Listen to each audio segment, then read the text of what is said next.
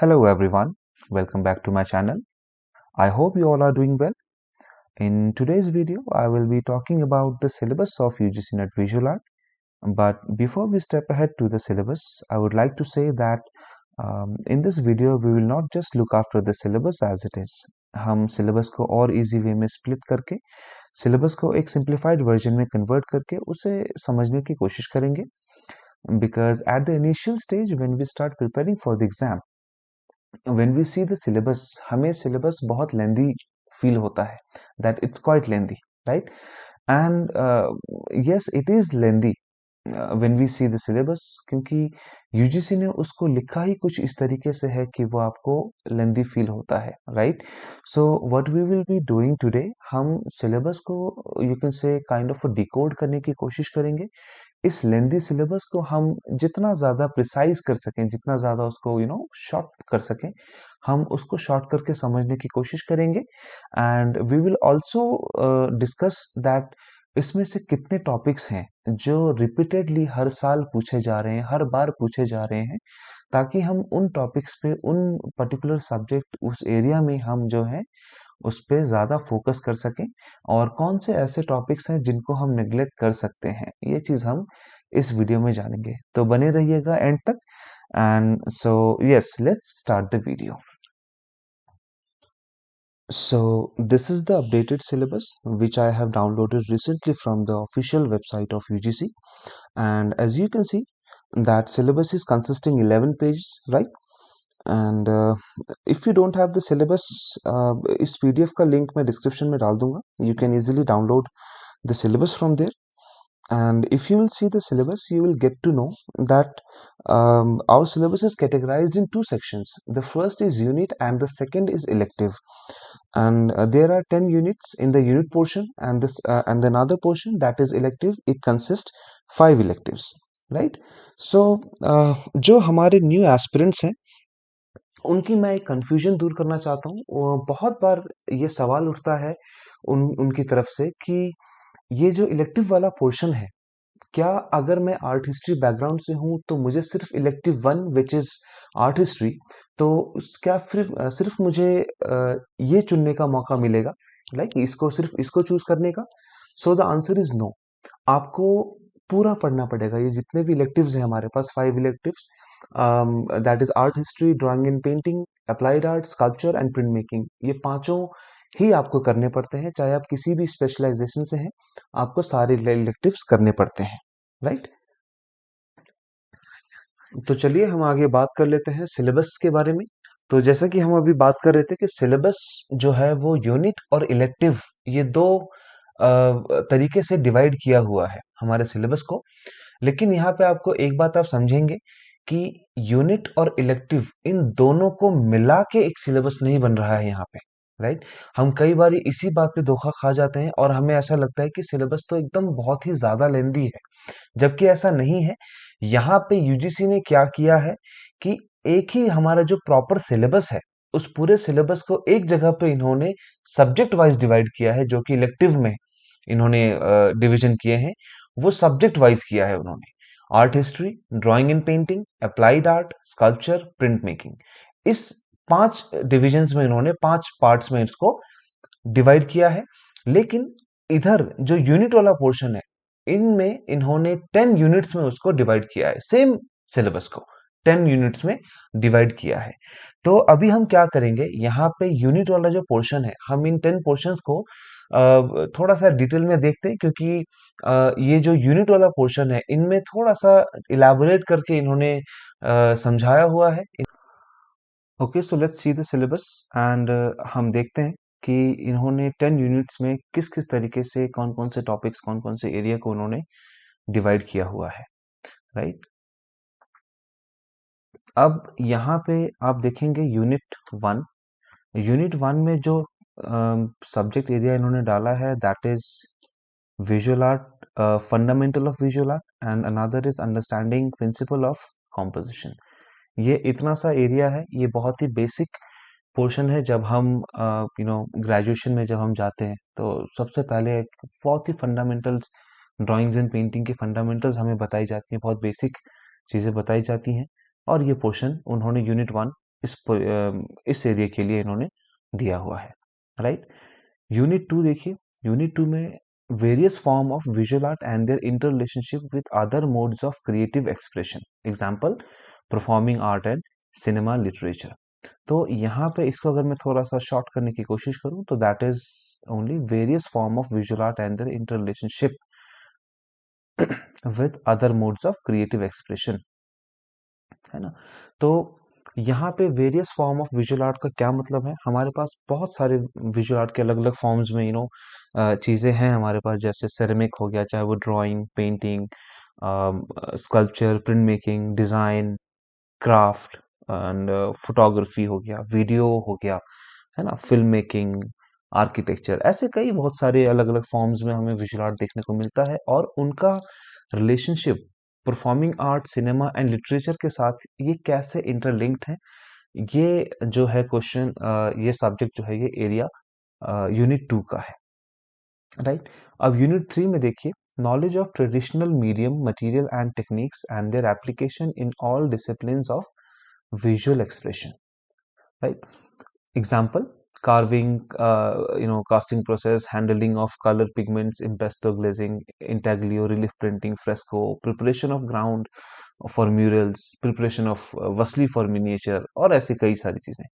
तो यहाँ पे जो ट्रेडिशनल मीडियम, मटेरियल और टेक्निक है, चाहे वो स्कल्पचर से हो, चाहे वो प्रिंट मेकिंग से हो, या फिर चाहे वो अप्लाइड आर्ट वाले पोर्शन से ही क्यों ना हो, पेंटिंग से ही क्यों ना हो, तो उस कंटेक्स्ट में ट्रेडिशनल मीडियम, मटेरियल और टेक्निक की नॉलेज, जो उनकी टेक्निक्स की नॉलेज है और उनके एप्लीकेशंस, तो ये टोटल चीजें आपको यूनिट 3 में पूछी गई हैं।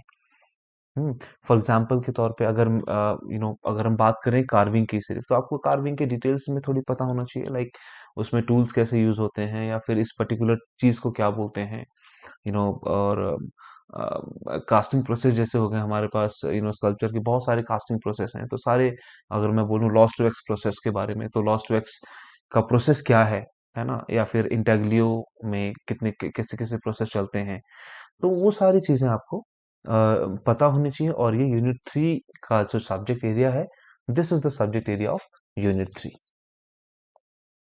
यूनिट 4 में देखिए, development of modern technique, process and procedure and their application. अब यही सेम चीज वहां पे बात कर रहे थे ट्रेडिशनल टेक्निक और मीडियम्स के बारे में, यहाँ पे बात हो रही है मॉडर्न में। सो दिस इज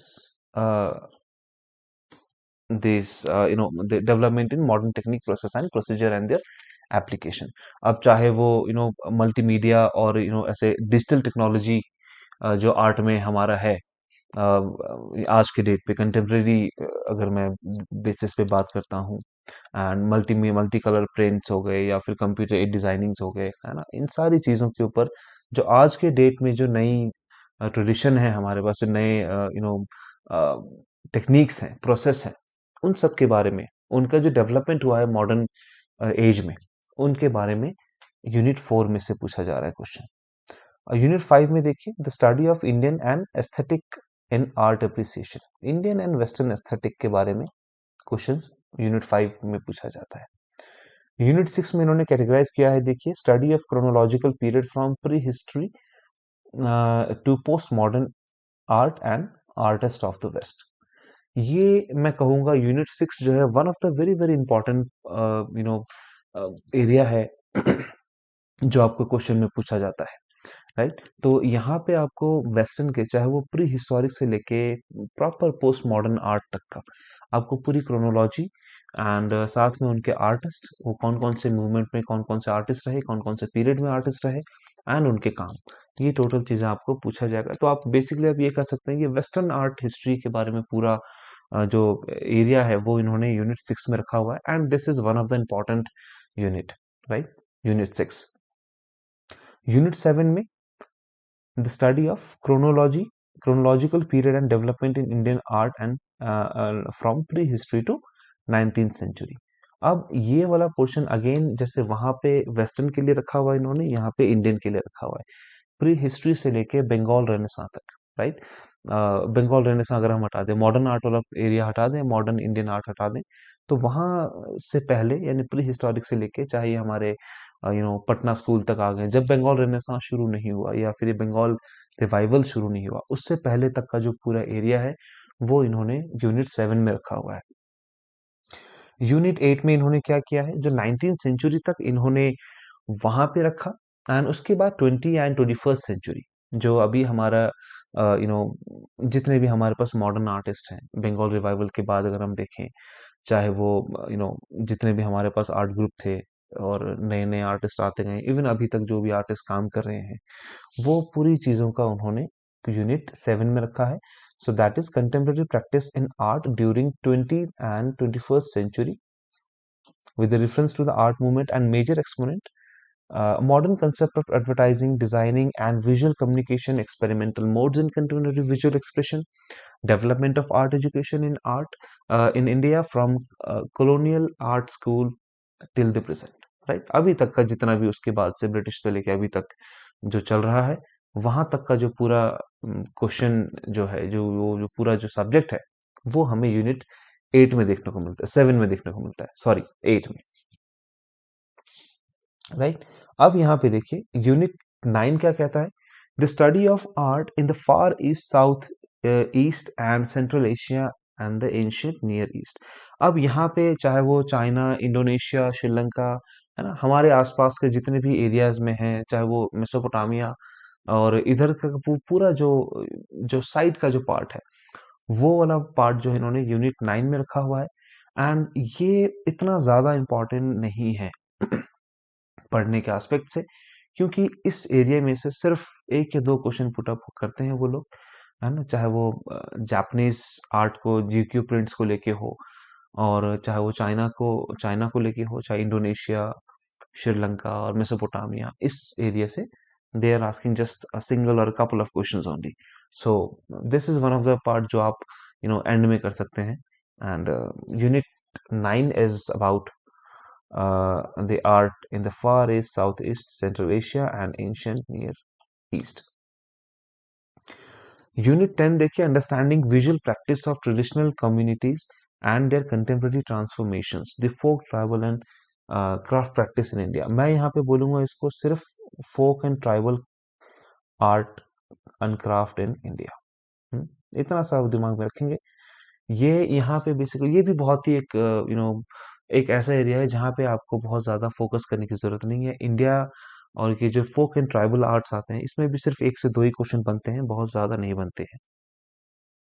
तो हमारे पास जो सबसे ज़्यादा क्वेश्चंस जो बनने वाले पोर्शंस हैं, that is unit 6, unit 7, unit 8, unit 4, sorry 5, 6, 7, 8, ये तीनों पार्ट इंपॉर्टेंट है यहाँ पे। इसके अलावा अम, मैं ये नहीं बोलूंगा कि कोई अलग से ज्यादा इंपॉर्टेंट है, मतलब सारे ही इंपॉर्टेंट है, लेकिन यस, आप कौन सी चीजों को ड्रॉप कर सकते हैं, that is unit 9 and unit 10। ये थोड़े से कम क्वेश्चंस वाले हैं। बाकी आपको पूरा इंडियन आर्ट को इन्होंने यूनिट 10 यूनिट्स में डिवाइड कर दिया है, पूरे इस वर्ल्ड आर्ट हिस्ट्री को। सो इस तरीके से इन्होंने यहाँ पे डिवाइड किया है। और अभी आप इलेक्टिव्स में देखेंगे तो इलेक्टिव्स में भी इन्होंने क्या किया है, वो तो और ही ज्यादा शॉर्ट कर दिया है, बिल्कुल 5 सब्जेक्ट वाइज डिवाइड कर दिया है इन्होंने। और सब्जेक्ट वाइज डिवाइड करने में हमें ज्यादा समझ में आ रहा है, क्योंकि यहाँ पे इन्होंने बहुत इसको इलाबोरेट करके लिखा हुआ है, तो हमें पढ़ने में भी ऐसा लगता है कि तो कितना ही ज्यादा मुश्किल होगा, है ना। तो इसीलिए इसको तो बस जो जो ये हमने अभी हाईलाइट किया है, बस इस वाले पोर्शन को आप देखें और यूनिट को ऐसे समझें। मैंने आगे भी वीडियो में कुछ एक एक पेज बना के वहां पे मैंने उसमें इन सब को इसी तरीके से पुट किया है कि तो आपको ये बहुत ही समराइज्ड सा एक फील हो आपको। And we will see that, but before that let's see the electives वाला पार्ट जो यहाँ पे इन्होंने दिया है। इलेक्टिव 1 में there is art history, right, the principle of art history methodology, right. अब यहाँ पे आर्ट हिस्टोरिकल मेथोडोलॉजी में चाहे वो फॉर्मलिज्म, आइकोनोलॉजी और हमारे पास साइको एनालिटिक मेथड्स और जितने भी हमारे पास थ्योरीज हैं, और आर्ट हिस्ट्री को लेके जितने भी आर्ट थ्योरीज हैं हमारे पास, वो सारा पोर्शन आपको आर्ट हिस्ट्री के इस पार्ट में आ जाता है, that is principal of art historical methodology. And इसके अलावा यहाँ पे इंडियन आइकोनोग्राफी आपको यहाँ पे आता है। इंडियन आइकोनोग्राफी में आपको बहुत ज़्यादा क्वेश्चंस ऐसे पूछे नहीं जाते, जिसमें से मैं आपको बताऊँ तो आइकनोग्राफी में डीटीज़ और उनके वाहन जो हैं, उनके व्हीकल्स हैं, उनके ऊपर क्वेश्चंस बनते हैं ज़रूर।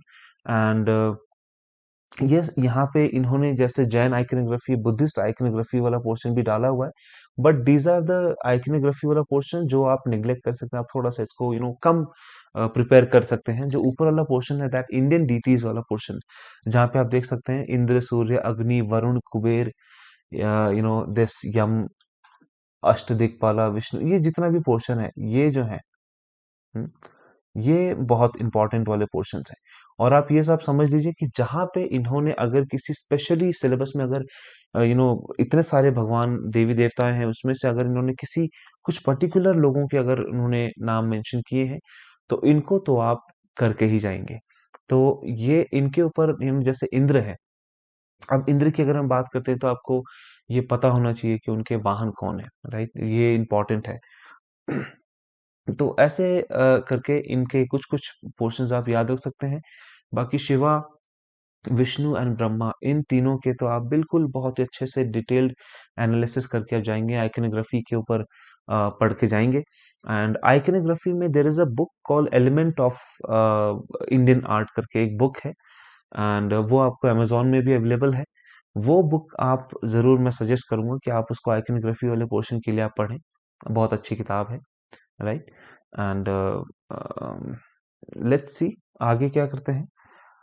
And yes, Indian sculptures pre modern development. अब यहाँ पे जितने भी हमारे पास इंडियन स्कल्पचर्स हैं, राइट? इंडियन स्कल्पचर चाहे हम बात करें एकदम यू नो चाहे वो एंशियंट से शुरू करें, या फिर जैसे आप देख सकते हैं यहाँ पे लिखा हुआ है that dynasties like Maurya, Shunga, Satavahana, Kushan, Gupta, Pala Sena, Chandela, Solanki, Parmar, Rashtrakuta, ये सारे इस टाइम तक, ये पूरी जो क्रोनोलॉजी है, इस क्रोनोलॉजी में जितने भी स्कल्पचर्स यू नो आएंगे, जितने भी पूरे स्कल्पचर्स का जो पूरा एक पार्ट आएगा हमारे इस सिलेबस में, इस आर्ट हिस्ट्री वाले पोर्शन में, तो इंडियन आर्ट हिस्ट्री में, तो यहाँ पे ये सारे स्कल्पचर्स के बारे में, है ना, इनका कैसे कैसे चला, आगे डेवलप हुआ, ये आपको इंडियन स्कल्पचर वाले पोर्शन में आ जाता है। सेकंड आप देखेंगे इंडियन आर्किटेक्चर और आपका इंडियन पेंटिंग। अब मैं यहाँ पे एक चीज बोलूंगा कि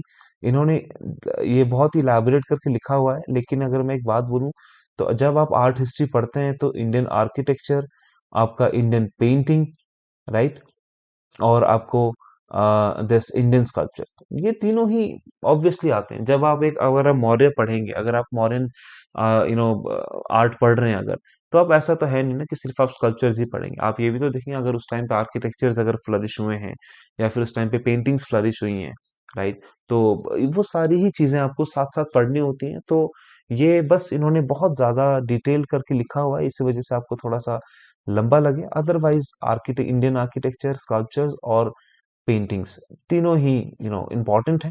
एंड अपार्ट ऑफ दिस, अब आप यहाँ पे देखेंगे कि जैसे इन्होंने आर्किटेक्चर्स की अगर बात करी है, तो इंडियन आर्किटेक्चर बहुत ही बड़ा और बहुत ही इम्पोर्टेंट रोल प्ले करता है आपके पेपर में। यहाँ पे खास करके बहुत बहुत सारे बच्चों को ये प्रॉब्लम आती है कि वो इंडियन स्कल्पचर वाला पोर्शन, सॉरी इंडियन टेम्पल वाला पोर्शन जो है, वो उनको बिल्कुल भी नहीं समझ में आता है। उनको ये समझ नहीं आता कि कौन से टेम्पल्स कहाँ पे किसने बनवाए, कब उनकी क्रोनोलॉजी कैसे सेट होगी, राइट? और ये बहुत सारे बुक्स में बिल्कुल एकदम सिंपल तरीके से उन्होंने बहुत दिखाया नहीं है, बहुत ही ज्यादा कॉम्प्लिकेटेड तरीके से हमें इनके आंसर्स मिलते हैं। सो इसीलिए इनको पढ़ना फिर भी बहुत ज़रूरी है। ये टेम्पल्स वाला पोर्शन बहुत ही ज़्यादा इम्पोर्टेंट है। आपको हर टेम्पल्स का लोकेशन, या फिर आप कह लीजिए आर्किटेक्चर जो है एक दूसरे से कैसे डिफरेंट है, ये नॉर्थ और साउथ वाले साइड से, या फिर आप कह लीजिए ईस्ट या वेस्ट वाली साइड से, तो ये जितने भी तरीके से टेम्पल्स का आर्किटेक्चर्स हैं, डिवीजन कैसे हुए हैं, राइट? उस टाइम पे कौन इंपॉर्टेंट किंग्स हैं, कौन से इंपॉर्टेंट लोकेशंस हैं, एंड कौन से इंपॉर्टेंट टेम्पल्स हैं, एंड पर्टिकुलर टेम्पल्स के क्या फीचर्स हैं जो नोटेबल हैं। तो ये सारी चीजें आपको क्रोनोलॉजी वाइज आपको पूरी तरीके से इंडियन आर्किटेक्चर में करनी पड़ेंगी, right? And Indian sculpture again same चीज में आ गए, चाहे हम स्कल्पचर की बात करें, आर्किटेक्चर की बात करें, या पेंटिंग की बात करें, ये सारे ही तीनों ही चीजें हमारे एंशियंट से लेके हमारे आगे तक जो है वो इम्पोर्टेंट है।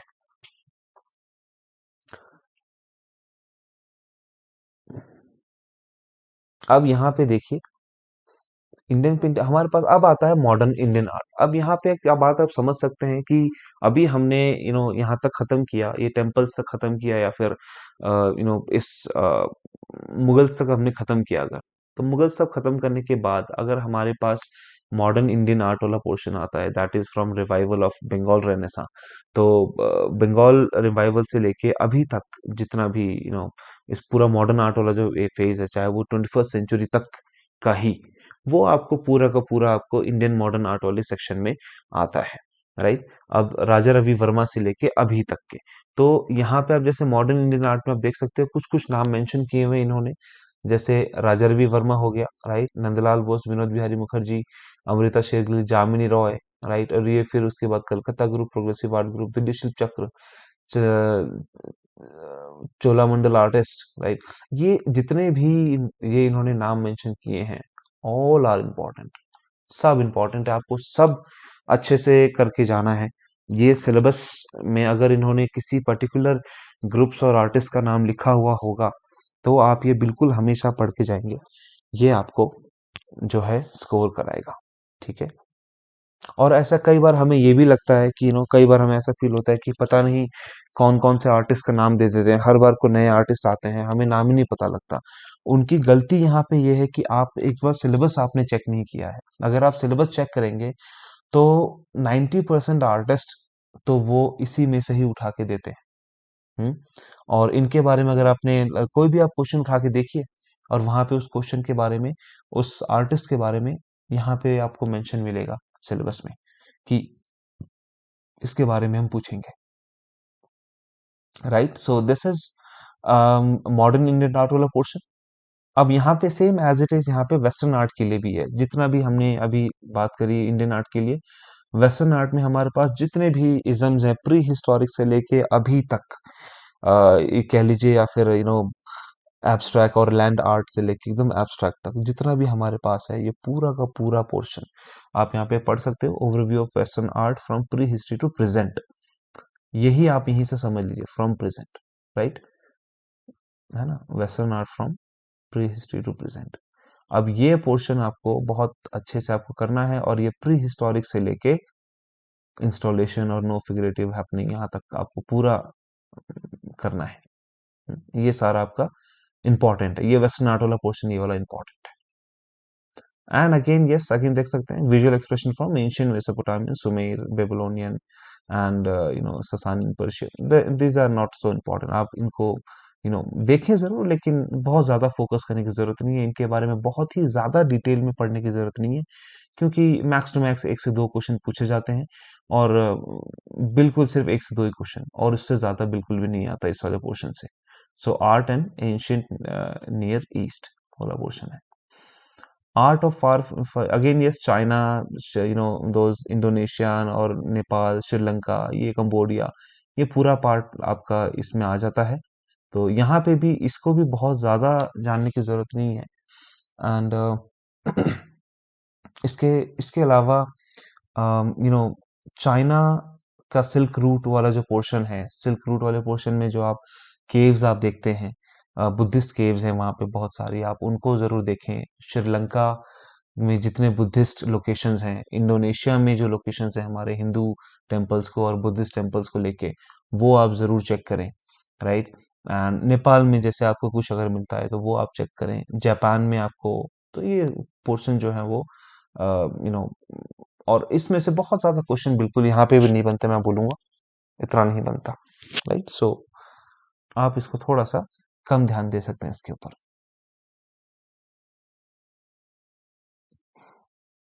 And yes, Indian folk and tribal art,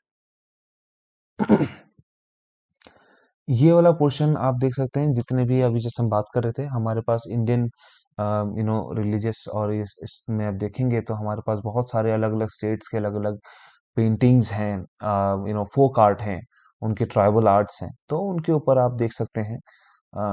ये जितने भी यहाँ पे इन्होंने मेंशन किए हैं, चाहे वो फर्ड, Pichwai, Kavad painting, Pat paintings, right, Madhubani, Dokra, and ये सारा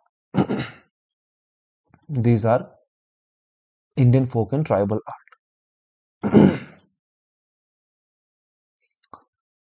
इलेक्टिव 2 में देखिए, that is drawing in painting.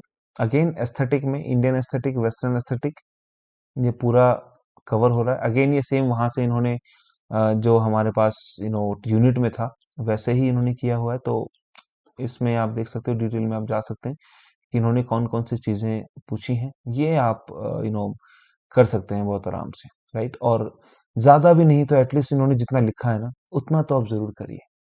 That is more enough, more than enough to crack the exam. History of drawing painting, again yes, Indian painting में और वेस्टर्न पेंटिंग में हमारे पास जितने भी चाहे वो कैसे कैसे डेवलप्ड हुए और ड्राइंग पेंटिंग का शुरुआत कैसे रहा, राइट, एंड कहाँ तक जाके ये चला है, ये सारा इसमें आ रहा है, आप देख सकते हो। इसको आप पढ़ लीजिएगा। इसका जैसे मैंने आपको बताया कि डिस्क्रिप्शन लिंक, ये लिंक जो है वो डिस्क्रिप्शन बॉक्स में डाल दूंगा, आप वहां से इसको देख लेंगे। अगेन सेम चीज के लिए western painting which there, prehistoric painting of France and Spain, Egyptian, वहां से लेके आपको ये postmodern, new media installation and illusory, hyperrealism etcetera, ये पूरा पूरा पोर्शन वेस्टर्न का, बेसिकली ये पूरा पोर्शन बोल रहे हैं। वेस्टर्न से प्री हिस्टोरिक से लेके एकदम न्यू मीडिया तक आ गए, right. And materials and methods, yes obviously, traditional हो चाहे वो मॉडर्न हो, इन सब, ट्रेडिशनल हो चाहे वो नॉन ट्रेडिशनल हो, आपको सबके मीडियम, टेक्निक्स, प्रोसेस सब आपको पढ़ने हैं। Art school and art education, again yes, हमारे पास जितने भी कॉलोनियल पीरियड से लेके अभी तक जो स्कूल, जो भी आर्ट कॉलेजेस बने और है ना कैसे कैसे वो डेवलप हुए एंड आगे जाके वो कितना ज़्यादा फ्लरिश हुआ, ये सारी चीज़ों का आपको नॉलेज होना चाहिए। Art school and art education में ये वाला पार्ट पूछा जाएगा।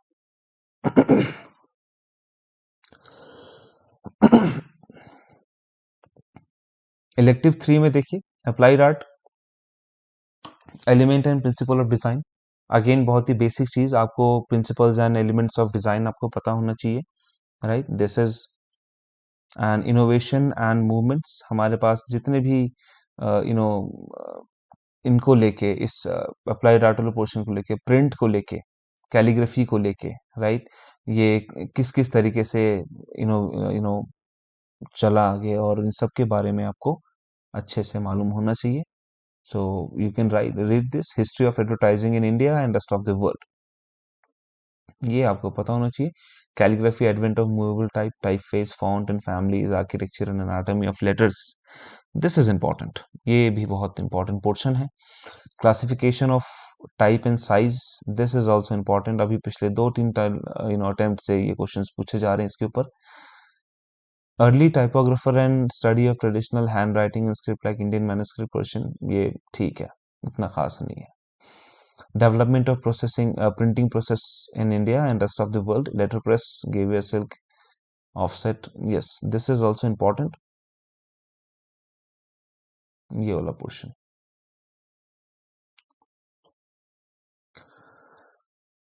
Movement that influence graphic design, art nouveau, art, ये जितने भी आप ये देखोगे यहाँ पे, Dadaism based constructivism, art and craft movement, Bauhaus movement, सब इंपॉर्टेंट है, ये सब आप पढ़ के जाएंगे बहुत अच्छे तरीके से। Illustrated modernism and psychedelia, new wave and postmodernism, digital expression, advertising form and media, forms and media, print, outdoor, electronic and new media advertising, advertising, ये पूरा इंपॉर्टेंट है। आपको एडवर्टाइजिंग के बारे में सब कुछ पता होना चाहिए, इंडोर, आउटडोर, और types of advertising, types of ads, logo, पूरी तरीके से।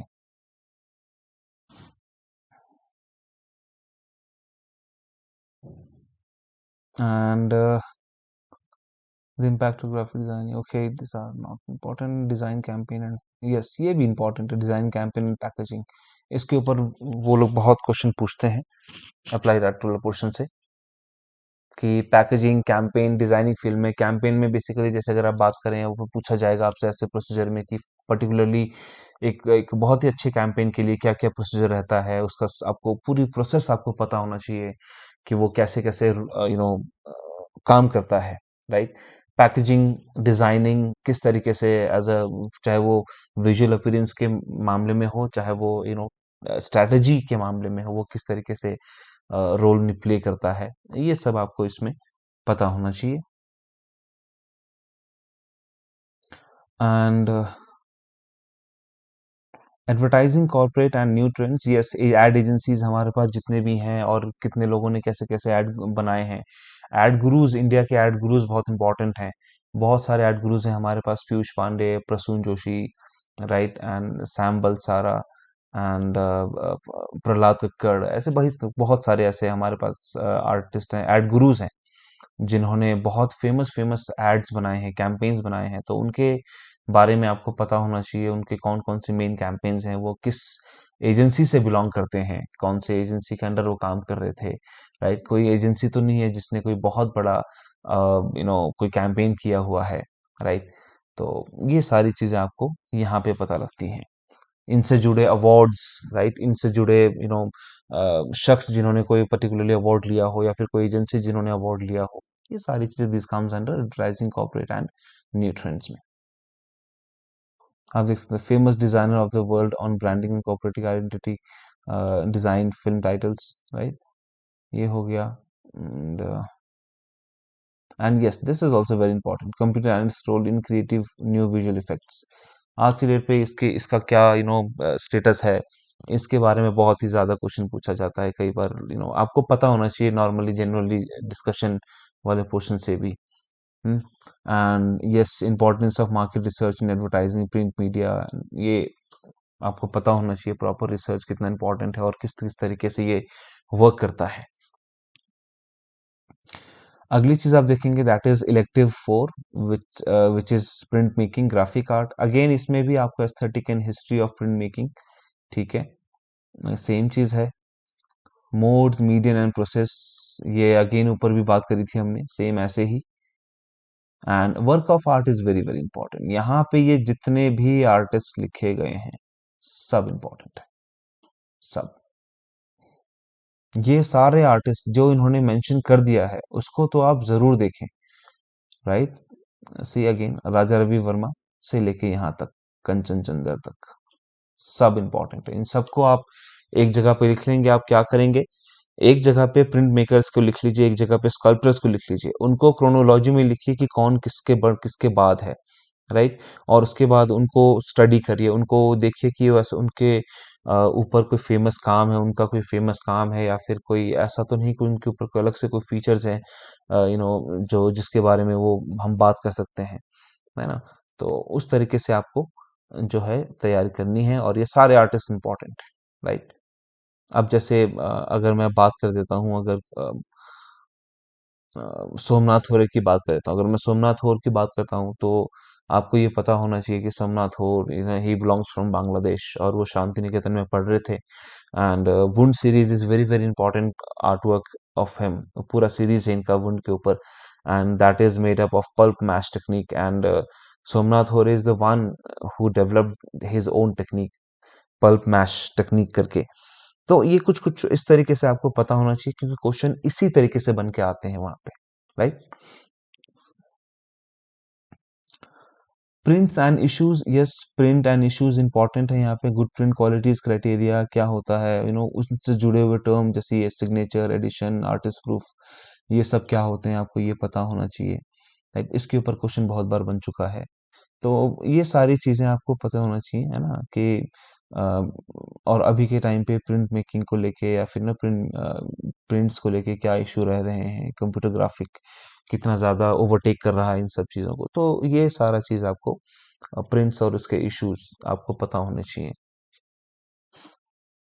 नेक्स्ट देखिए यहाँ पे elective 5, that is sculpture. Again same चीज मैं बोलूंगा कि यहाँ पे सिर्फ इन्होंने एक नाम चेंज किया, प्रिंट मेकिंग और स्कल्पचर, बाकी यहाँ पे हर चीज आपको सेम मिलेगा। आपको प्रोसेस, मीडियम, मटेरियल सब पता होना चाहिए, राइट।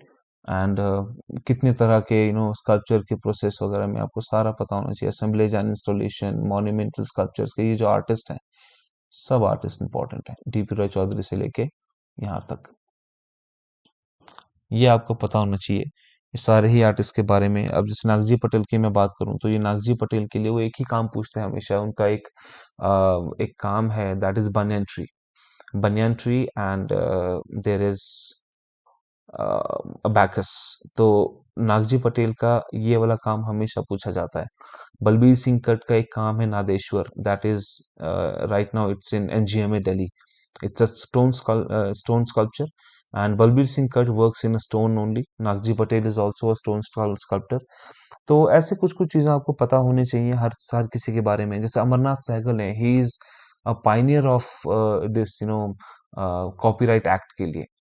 इनको बहुत ही एक इनका इनके ऊपर एक इन्होंने एक काम किया था जो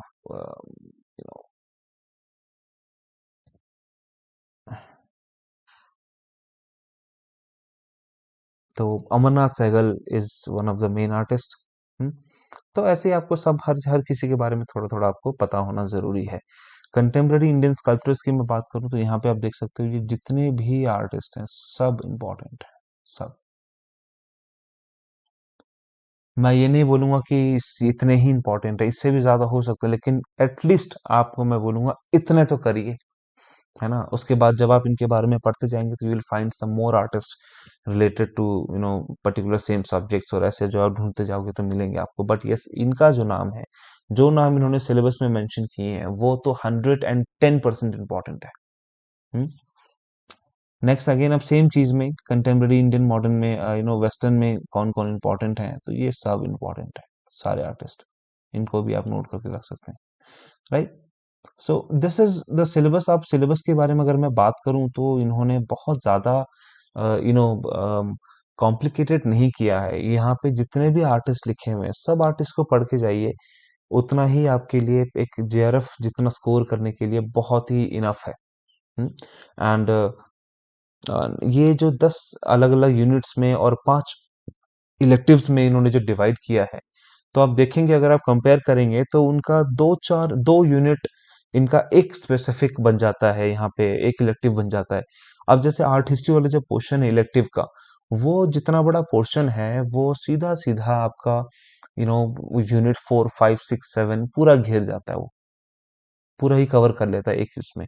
तो इसीलिए हम ओवरऑल मैं आपको बोलूंगा कि सिलेबस की अगर हम बात कर रहे हैं तो आपको प्रॉपर वर्ल्ड आर्ट हिस्ट्री में प्री हिस्ट्री से लेके अभी तक कंटेम्प्रेरी तक एवरीथिंग आपको पता होना चाहिए, चाहे वो प्रोसीजर हो, चाहे वो कोई प्रोसेस है, मटेरियल है, मीडियम है, आर्टिस्ट है, आर्किटेक्चर है, क्रोनोलॉजी है, right, everything A to Z आपको ये जो है प्रिपेयर करना है आपको। सो this is my version of the syllabus.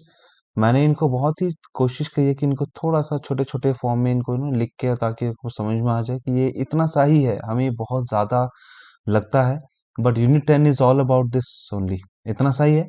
And elective वाला जो पोर्शन है, अब आप देख सकते हैं जो इलेक्टिव वाला पोर्शन है वो सिर्फ इन 5 इन चीज में डिवाइडेड है।